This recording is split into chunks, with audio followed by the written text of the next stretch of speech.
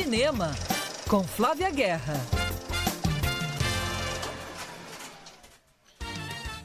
Oi, Flávia, muito bem-vinda mais uma vez a este Tem Método. Que prazer ter você aqui conosco. Você vem na sexta-feira e já projeta um fim de semana para gente, para relaxar, para aproveitar, para ver um bom filme, para ir ao cinema. Estreia de um filme especificamente, curioso sobre ele, Coração de Lutador, The Smashing Machine. E aí, Flávia, boa tarde. Olha, gente, eu vou falar isso já, vocês estão vendo que eu não estou no cinema, né? Estou praticamente na praia, no Rio de Janeiro, tá rolando o Festival do Rio, mas já a gente fala disso. Vento, hein? Que vento que tá aí? Tá um ventão, né? Não vai chover, mas se chover é bom que a gente vá ao cinema. Mas o Smashing Machine, gente, é um dos filmes do ano. Então vamos anotar aí, quem ama, né, UFC, MMA, vai chorar, vai sim, vai se emocionar com a história do Mike Kerr. Mike Kerr é campeão de UFC, bicampeão de MMA, enfim. Ele é um grande nome e pioneiro, né, das artes marciais, né? Essa combinação das artes marciais. E esse filme traz o The Rock, o nosso querido Dwayne Johnson, muito famoso por filmes de ação, né, por filmes de aventura, num papel dramático. Esse filme estreou no Festival de Veneza, no mês passado. Foi linda a sessão, gente, porque o Dwayne Johnson chorou ao final da sessão, do lado da Emily Blunt. E o diretor do filme, o Ben Safdie, ele ganhou o prêmio de melhor direção no Festival de Veneza. Não é pouca coisa não, gente. E é um filme que eu acho que realmente a direção faz toda a diferença. Porque a história do Mike Kerr é uma história, entre aspas, né? Como muitas aspas.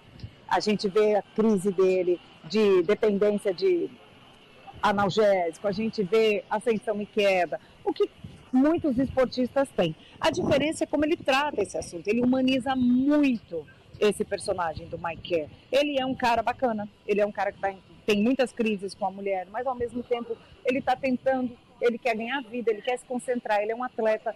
E o jeito que ele filma as lutas, né, do Pride no Japão, você se sente lá dentro. Mas não é um Rocky Balboa, ele vai sofrer e aí, enfim, ele vai conquistar o mundo.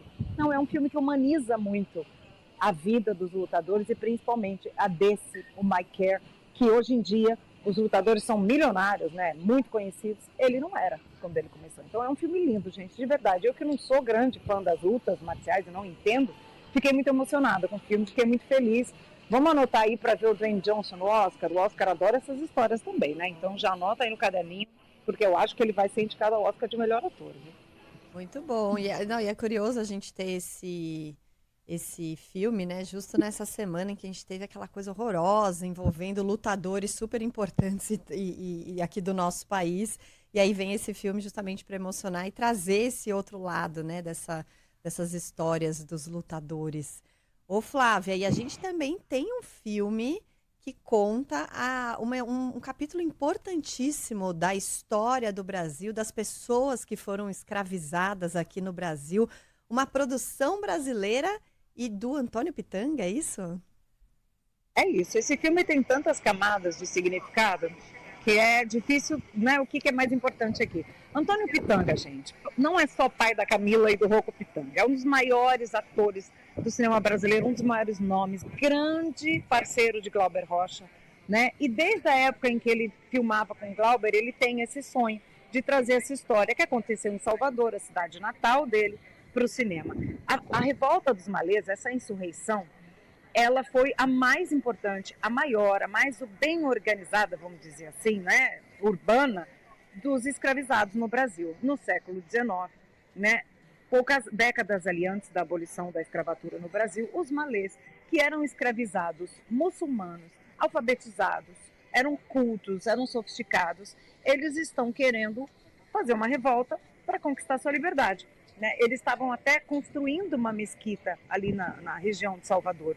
E essa revolta, infelizmente, ela foi, obviamente, acachapada pelo governo da época, mas ela deixou esses ecos da luta pela liberdade. Então é isso que a gente vê no filme. Como que eles foram unidos, foram sofisticados, como que eles inspiraram outras etnias, outras culturas, né, de negros escravizados no Brasil, na Bahia daquele momento.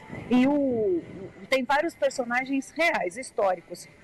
E o personagem do Antônio Pitanga é um sábio mesmo, que acredita no diálogo. Ele quer dialogar com outras lideranças negras ali, quer dialogar com quem é do candomblé, ele quer usar a inteligência e não necessariamente a força. E tem os que querem usar a força, né, e a revolta. E ao mesmo tempo tem um casal, o Rocco Pitanga faz parte desse casal, que é separado no casamento na África e aí querem se reencontrar no Brasil. Então tem duas histórias paralelas contando, e abro aspas aqui da Camila Pitanga, quando ela conversou comigo, esse filme mostra também como a negritude tem muitos perfis, muitas inteligências, muitas vozes, desde sempre. Então, é um filme lindo que eu queria ter visto quando eu era jovem, sabe? Estava estudando a história do Brasil. Porque essa história, ou ela não é contada, ou ela é mal contada. E o cinema, a gente vê com muito mais gosto essa história acontecendo de fato, né? Então, Malê está em mais de 300 salas do Brasil, gente. Corre para ver, viu?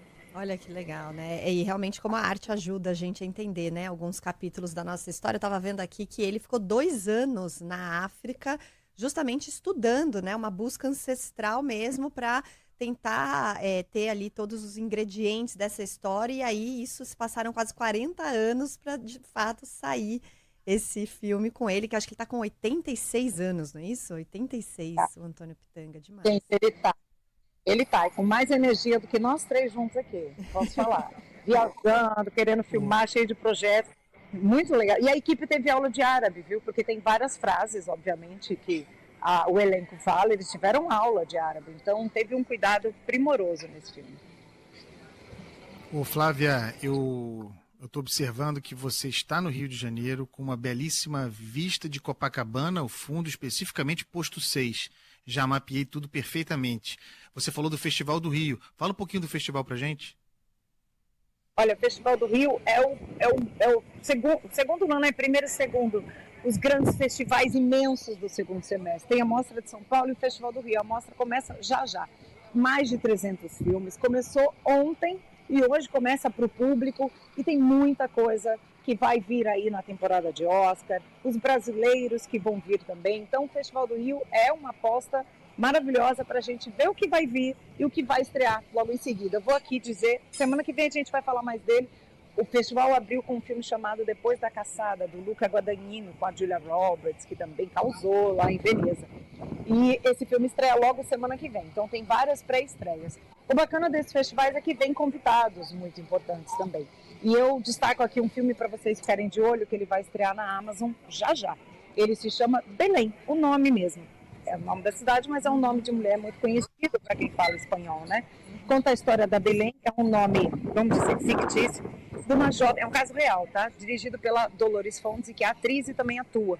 E também dirige o filme, e também escreveu o roteiro. Um caso real de uma jovem que em 2014 foi acusada de ter praticado um aborto, provocado um aborto. Ela vai para o hospital e ela, né, tem um aborto espontâneo nesse hospital. Ela nem é julgada, ela é julgada sumariamente, como se ela tivesse cometido o aborto provocado, e ela é presa. E a sociedade, essa advogada que a Belém ganha como um anjo da guarda para defendê-la, que se chama Soledad, quem vive é a Dolores Fonzi, a diretora também, as mulheres da Argentina se uniram para defender o direito da Belém. De ser julgada como inocente que ela era. 2, mesmo que ela fosse, né, tivesse praticado o aborto, ter um julgamento de fato e não uma condenação sumária, sem nenhum cuidado da justiça. Então é um filme que mostra isso, a mobilização das mulheres argentinas para que as mulheres tenham um tratamento humanizado, né? Então é um caso interessante, real, emocionante e ao mesmo tempo é o representante da Argentina no Oscar esse ano. Então, quem sabe a Argentina ganha aí uma vaguinha entre os 5 do Oscar. A competição esse ano está difícil, a gente sabe, mas eu já deixo essa dica aqui que a gente ama cinema argentino. Cinema argentino que é candidato ao Oscar, então, mais ainda, Belém, já vai estrear na Amazon. Muito bem, pode ser aí o nosso adversário, se é que a gente pode chamar assim, do agente secreto, então a gente tem que ficar esperto. Muito bem, Flávia Guerra, toda sexta-feira com a gente. Obrigada, Flávia. Bom fim de semana, bom festival aí para você. Obrigada, gente. Bora pro cinema.